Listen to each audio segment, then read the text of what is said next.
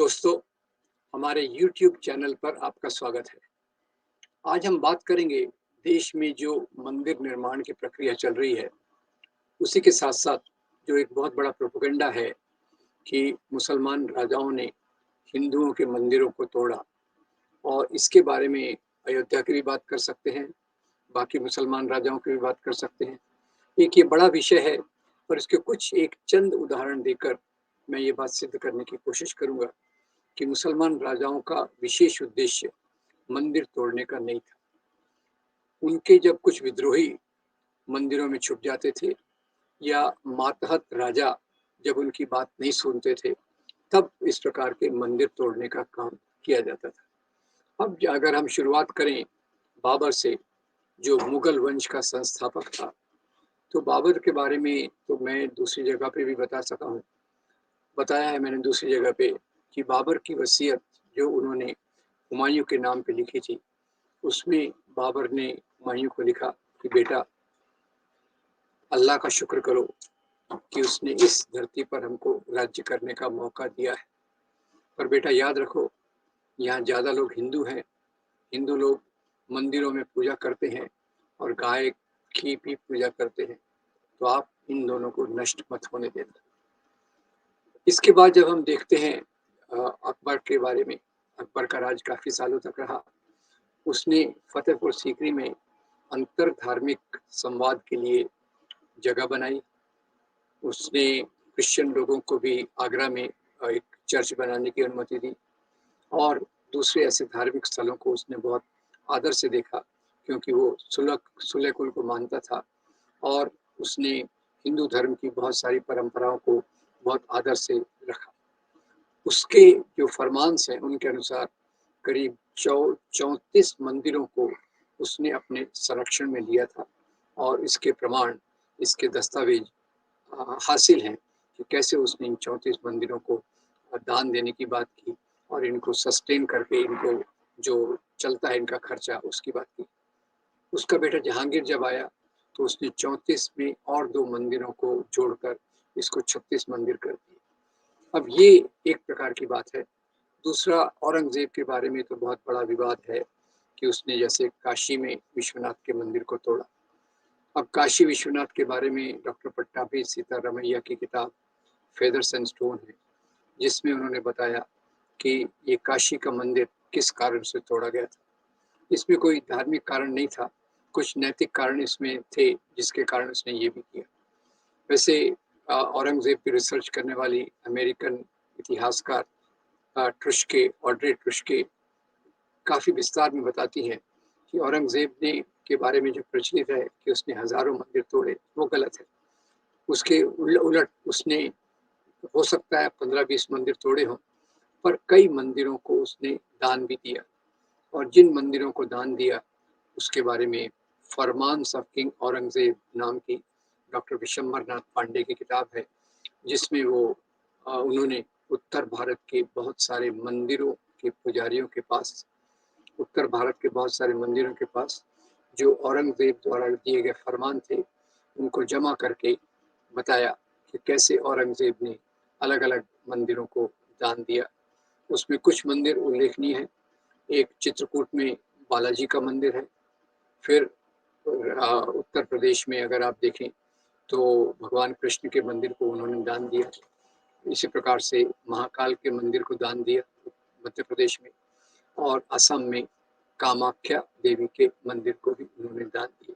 ये मैं केवल कुछ उदाहरण दे रहा हूँ और हो सकता है औरंगजेब ने एक नीति लगाई थी जिसके चलते वो नए मंदिरों के निर्माण पर उसने रोक लगा दी थी। कुछ मंदिर जो जीर्णोद्धार की जरूरत थी, उस मंदिरों को उनको उसने अनुमति दी हुई थी, पर नए मंदिरों के निर्माण पर उसने रोक लगाई थी। ये बात सच है। पर जहाँ तक ये मानना कि केवल वो मंदिरों का ध्वंस करता रहा, पूरी तौर से गलत है। इसमें और भी उल्लेख मिलते हैं कि जहाँ जहांगीर जहांगीर जो अकबर के बाद आया, उसने कई बार जो पुजारी थे उनकी समस्याओं को हल करने के लिए विशेष ध्यान दिया। अकबर ने भी ये निर्देश दिए हुए थे कि मंदिरों का जो पुजारी वर्ग है उसको किसी प्रकार की तकलीफ नहीं होना चाहिए। यहाँ तक बाबरी मस्जिद का सवाल है, जो मीर बाकी अकबर के या बाबर के जनरल ने बनाई थी, उसके बारे में भी काफ़ी विवाद है कि वहाँ मंदिर था कि नहीं। वास्तव में जिस आधार पे कहा गया कि वहाँ काले पत्थर के कुछ पिलर थे, पर काले पत्थर के पिलर केवल हिंदू मंदिरों में नहीं होते, ये और बहुत सारी जगहों पर भी होते हैं। उस आधार पे इस बात को बहुत पुख्ता कर लेना कि एक मंदिर को तोड़ के मस्जिद बनाई गई थी, ये सही नहीं है। अब इसमें सबसे महत्वपूर्ण बात पर आता हूँ। आज जहाँ भगवान राम का मंदिर बन रहा है, उसी के पास एक हनुमान गढ़ी का मंदिर है, जो मेरे ख्याल से अभी तक अयोध्या में जितने मंदिर थे, उनमें सबसे बड़ा मंदिर वही था। और ये हनुमान गढ़ी का मंदिर, इसको ज़मीन देने वाले जो अवध के नवाब थे, उसमें एक थे सफदरजंग और दूसरे शुजाउद्दौला। इन दोनों अवध के नवाबों ने अयोध्या के हनुमानगढ़ी को दान दिया। और ऐसा लगता है कि उनका खास एक तरीका था कि वो मंदिरों का संरक्षण करें और जो उनकी हिंदू प्रजा है, हिंदू प्रजा की भावनाओं का आदर करने के लिए वो मंदिरों का रख रखाव और बाकी चीज़ें करने के लिए अपनी तरफ से ये करें। अब ये जो चीज़ें एक प्रोपेगेंडा के तहत चलाई जाती हैं कि इन्होंने केवल मंदिरों का दान, मंदिरों को तोड़ने का काम किया, वो दो चार उदाहरण हैं। सोमनाथ का उदाहरण एक है, बाबरी मस्जिद का उदाहरण दूसरा है, काशी विश्वनाथ का उदाहरण तीसरा है। पर काशी विश्वनाथ में और सोमनाथ में तो मुख्य कारण संपत्ति का था। काशी विश्वनाथ में जो कारण था वो कुछ नैतिकता के आधार पे था। तो इन सबको एक चुन के जो रखा गया है, वो ब्रिटिश इतिहासकारों की एक चाल थी, जिससे यहाँ वो अपनी फूट डालो और राज करो की नीति को लगा सके। तो ये एक तरफ रही। और भी आपको बताना चाहता हूँ कि 15वीं शताब्दी में कश्मीर में एक राजा थे, जिनका नाम था ज़ैनुल अबिदीन। ये भी काफ़ी संस्कृत के पंडित थे। इन्होंने कई उपनिषदों का अनुवाद अनुवाद पर्शियन में करवाया और साथ ही साथ मंदिरों को भी दान दिया। और एक बात इसमें महत्वपूर्ण बताना चाहता हूँ कि दक्षिण के एक राजाओं में थे आदिल शाह, बीजापुर के आदिल शाह। आदिल शाही डायनेस्टी थी। तो आदिल शाह जो थे, इन्हें सरस्वती का बहुत आकर्षण था, सरस्वती की बहुत पूजा करते थे। उनके दरबार में बहुत सारे गायक थे, वीणा वादक थे और उन्होंने एक किताब का संकलन किया था जिसका नाम है नौरंग। अ, ये एक नौरंग, ये जो किताब है, किताब नौरंग, उसमें बहुत सारी कविताओं को जमा किया गया है और इस किताब की शुरुआत सरस्वती वंदना से होती है। इन्हीं सरस्वती के लिए उन्होंने एक यादगार जगह भी बनाई थी, सरस्वती की पादुका के लिए। तो मुख्य रूप से सवाल ये उठता है कि मुसलमान राजा हों या हिंदू राजा हों, मिली-जुली सभ्यता को चलाने के लिए इन्होंने इस प्रकार की जगहों को संरक्षण दिया। इन जगहों को कई जगह पे दान दिया और उसका उदाहरण औरंगज़ेब की वो जो औरंगज़ेब पर जो किताब है डॉक्टर विशंबरनाथ पांडे की, वो एक बहुत महत्वपूर्ण किताब है जिसने इसका विस्तार में दिया है और डॉक्यूमेंट्स के हवाले से दिया है किस प्रकार से औरंगज़ेब के फरमान है कि मैं इस मंदिर को इतना दान देता हूँ, इस मंदिर को उतना दान देता हूँ। और वैसे भी पहले भी एक परंपरा थी, जैसे जहांगीर के समय भी एक परंपरा थी कि कुछ मंदिरों के पुजारियों के लिए वो अलग से ज़मीन को आवंटित करते थे ताकि उनका खर्चा और दूसरी चीज़ें चलती रहे। अकबर के बारे में तो पूछना ही क्या कि वो इस प्रकार का एक सर्वधर्म को आदर करता था। उसने, जैसे मैंने बताया, आगरा में एक चर्च बनने की अनुमति भी दी और फतेहपुर सीकरी में उसने अंतर धार्मिक जगह बनाई।